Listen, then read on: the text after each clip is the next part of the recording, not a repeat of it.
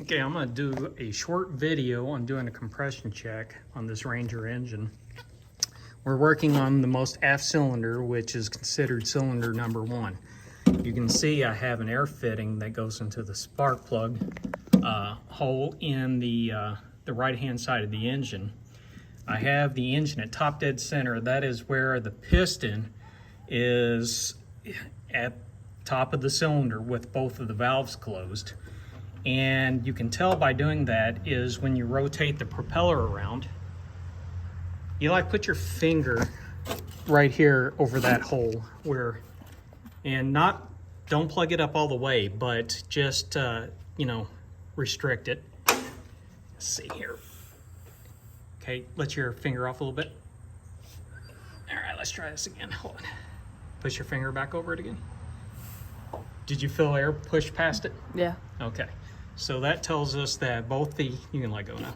That tells us that both of the valves are closed and it's at top dead center. That click you heard was the impulse coupling on the mag. That's for starting it. But what we're gonna do is we're gonna hook this gauge up to that air fitting and make sure that we're disconnected so it's safe, but when we hook that up, we need to make sure that is closed, because if not, that propeller can fling around us. So one thing we do is got to make sure the compressor is up at 80. So what I'll do is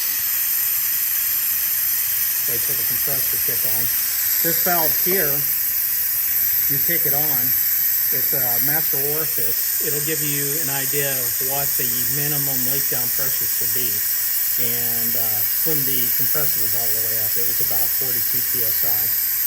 I'm just opening it up we got a small compressor we're doing this off of, so I want it to come up to its full 120 psi. Should kick on in a minute.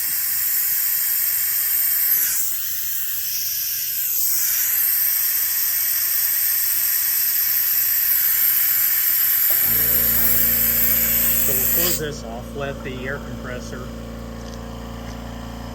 fill all the way back up. Then we'll connect this line here to this fitting, and I'll have Eli hold the phone and have him show the gauge, and I'll manipulate the prop around until I can get the highest compression reading. And this compression check is being done cold, which, it's about the worst case scenario for doing a compression check. You normally get a little bit better readings off of doing it after it had been run. I'm going to take the regulator and I'm going to get it up to 80 psi. All right, we got that up to 80 psi, and we'll read our reading off of this. So Eli, here, you can take this, okay, making sure that this valve is closed. I'm going to hold on to the propeller just to be safe. I'm going to hook up that fitting. And I want you to try to video what that reading is, okay? All right. All right. Hold on to the propeller really tight. Okay, move it around until I get the highest reading. Let it stabilize. Can you zoom in on that, Eli? Yeah. Okay, can you see the numbers? The value? Yeah. There? Okay. It looks to be about 74 out of 80. It's kind of hard to hold.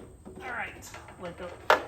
I'll turn the air pressure off that. Keep holding on to the prop. All right, so that's a really good compression check. That's the first cylinder we've done. There's 5 others to do. I don't expect them all to be that good, but yeah, that gives you a little idea how to do a compression check on a Ranger engine.